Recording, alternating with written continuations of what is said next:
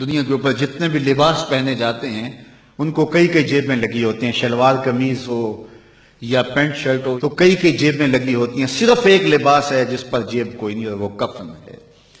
یہ بغیر جیب کے لباس اس لیے کہ یہاں سے کوئی ساتھ لے کر نہیں جانا، صرف عمل ساتھ لے کر کے جانے۔ لیکن حب دنیا اس طرح رچ بس گئی ہے کہ بس سویر سے لے کر شام تک بھاگم بھاگ اسی پہ لگی ہوئی ہے۔ جس نے ڈھیروں اکٹھے کر لیے چین اسے بھی نہیں آ رہا، قرار اسے بھی نہیں ملتا، اور اگر کسی سے پوچھو تو وہ کہتا جی بس روٹی کے لیے لگے ہیں، پیٹ کے لیے دھندا کر رہے ہیں۔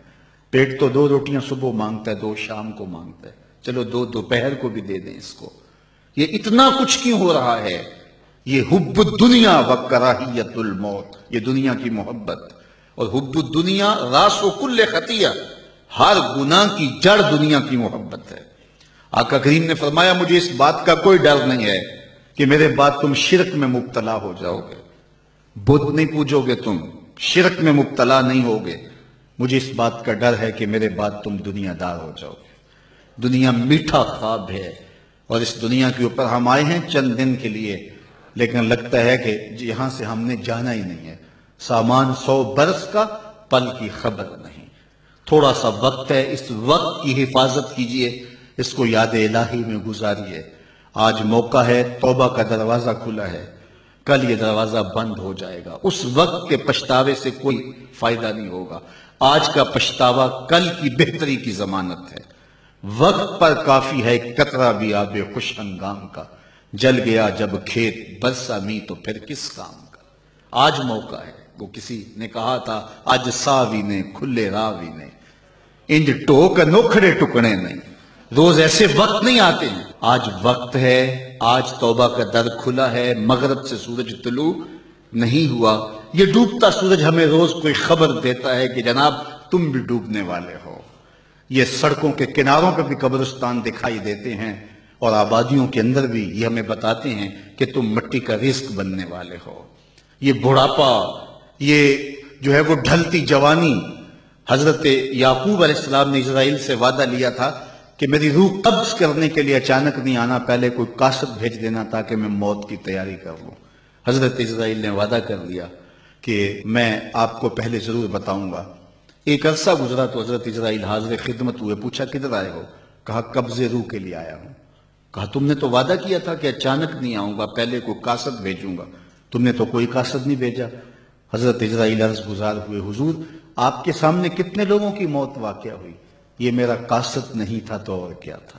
ابھی ہم آ رہے تھے، یہ تھوڑا سا لیٹ اس لیے ہوئے کہ راستے کے اندر ٹریفک جام تھی، تو آگے کیا تھا کہ کسی گاڑی نے ٹکر ماری اور بیچ چوراہے میں لاش پڑی تھی۔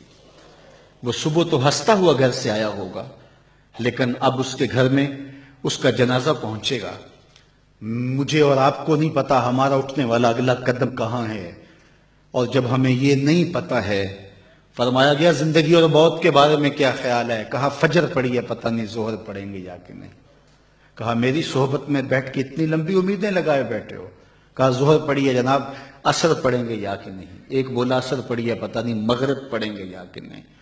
ایک نے کہا ایک رکعت پڑی ہے، پتہ نہیں دوسری رکعت بھی پڑھنی نصیب ہوتی ہے یا نہیں۔ فرمایا یہ سب تمہاری باتیں، میں تو کہتا ہوں ایک طرف سلام پھیرا ہے، پتہ نہیں دوسری طرف سلام بھی پھیر سکیں گے یا کہ نہیں۔ کیا موت اتنی قریب نہیں ہے؟